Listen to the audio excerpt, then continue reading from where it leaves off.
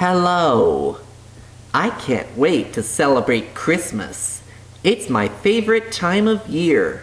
Now, a lot of you like and love Christmas. I love it. It's my favorite holiday.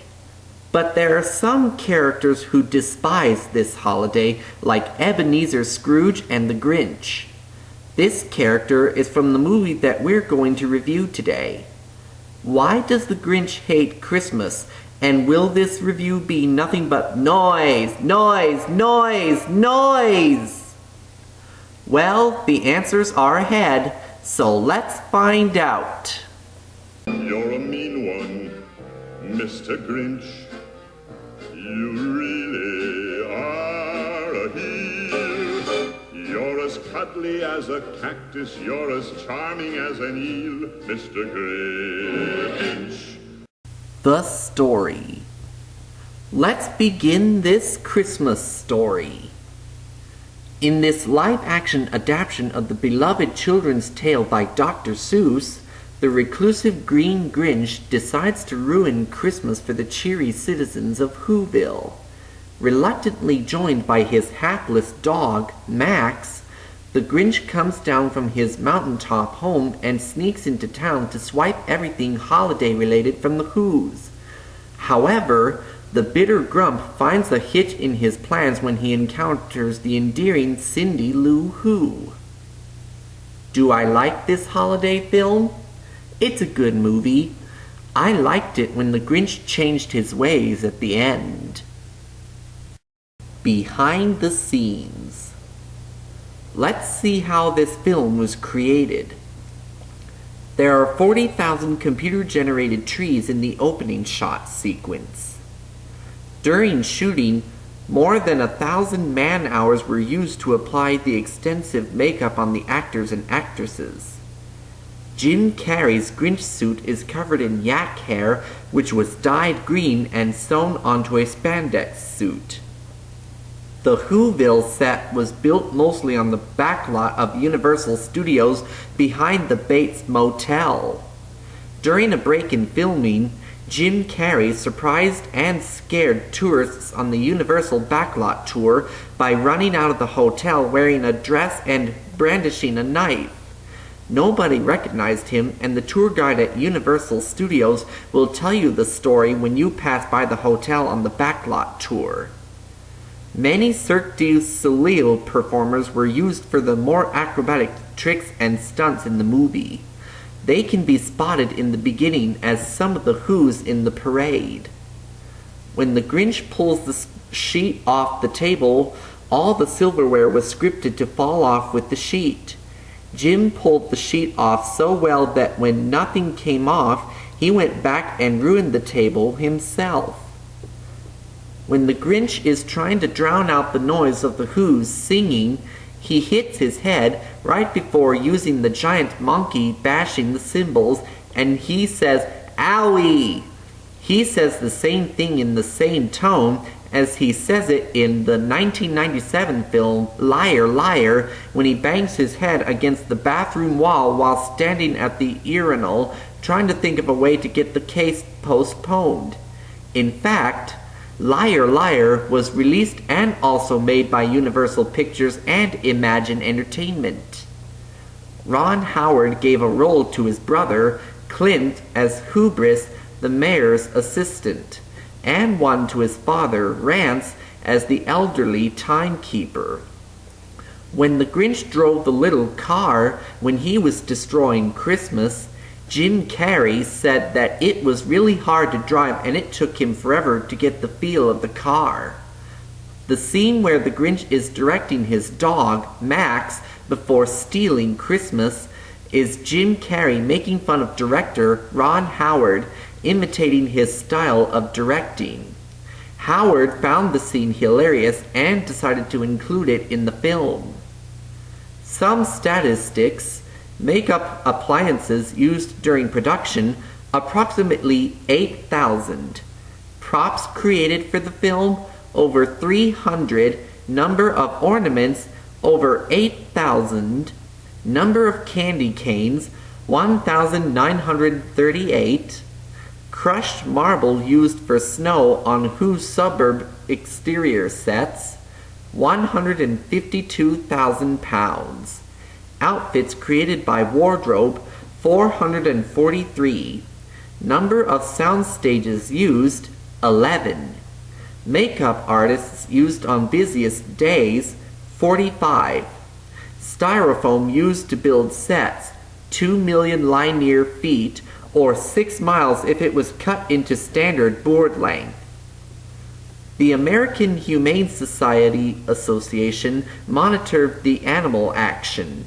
No animals were harmed. Scenes appearing to place animals in jeopardy were simulated. According to the set designers, medieval, Moroccan, and Islamic influences were used as architectural references in the books. Costume designer Rita Ryak had a bit of fun in designing different Whos. Among them was a Channel Who and a Prada Who. Approximately 600 visual effects were used in the film, totaling 43 minutes of screen time. The soundstage for the Whoville set measured around 30,000 square feet.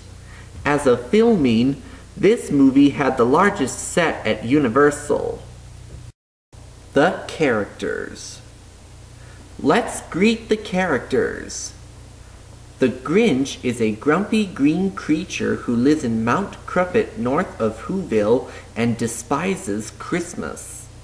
He used to like Christmas when he was young until his classmates made fun of him for not shaving right. He is portrayed by Jim Carrey, who also voiced Horton the Elephant from Horton Hears a Who, another Dr. Seuss character. And there's Cindy Lou Who, the 6-year-old girl who believes that the point of Christmas is about personal relationships and not just about gifts and festivities. She warms the Grinch's heart and gets him to change his ways after his attempts to prevent Christmas from coming backfired. Martha May Whovier is the Grinch's love interest. She had a crush on him when they were young and also had affections for Augustus May Who wants her for himself.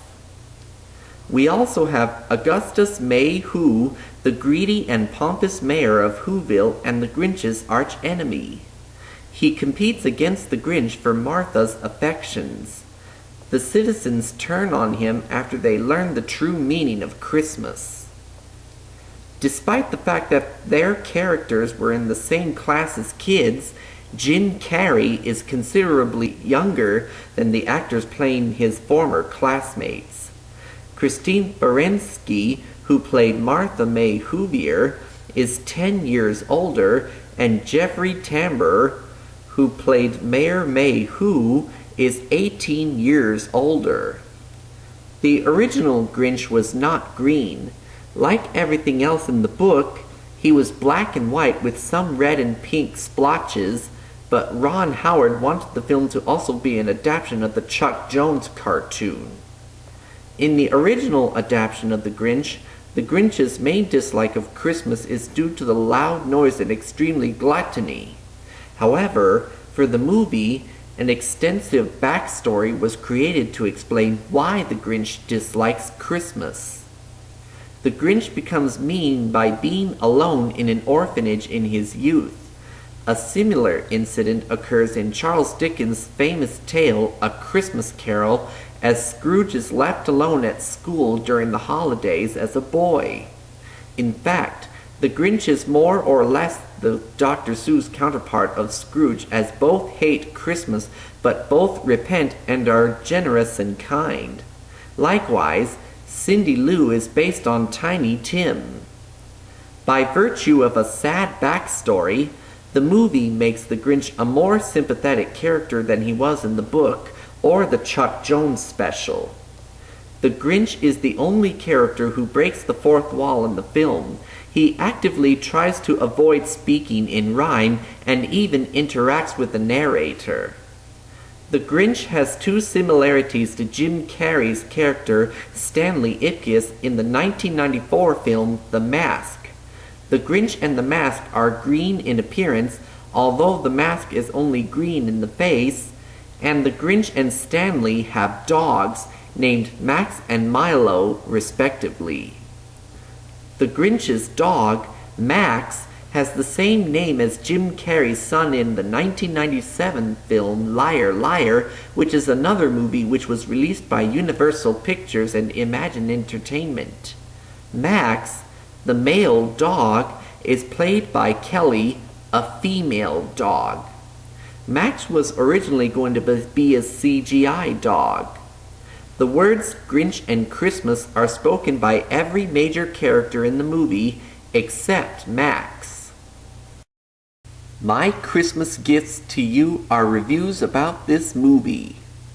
According to Rick Baker, the prosthetic makeup Jim Carrey wore took about 2 hours to apply and 1 hour to remove.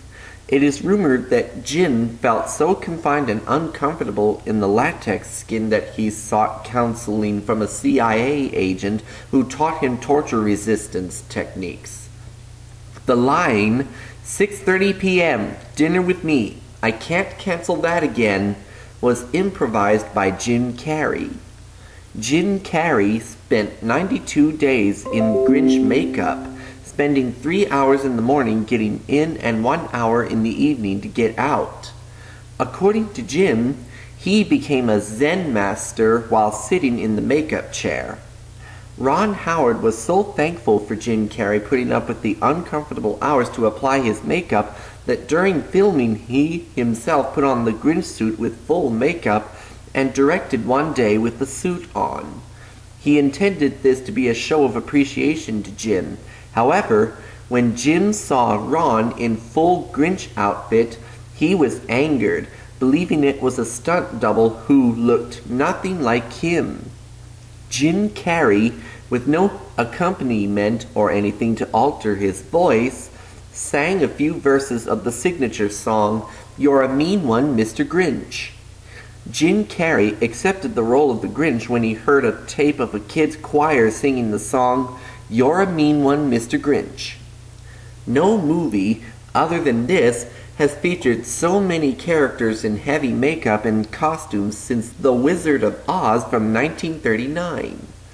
Actors and actresses went to Who's School with a choreographer, learning how to move and be comfortable to being a Who. Eddie Murphy and Jack Nicholson were considered to play the Grinch. This is the top-selling movie ticket of 2000, 50 million sold. This is the most successful movie of Jim Carrey's career. This was the highest-grossing Christmas movie since Home Alone.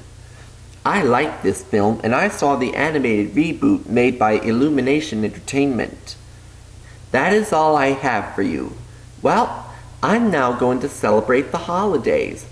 I wish you a very Merry Christmas and a happy and healthy New Year. You're a rotter, Mr. Grinch. You're the king of the sinful sots.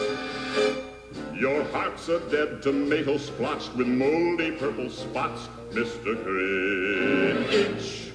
Your soul is an appalling dump heap, overflowing with the most disgraceful assortment of deplorable rubbish imaginable, mangled up in tangled up knots. You nauseate me, Mr. Grinch.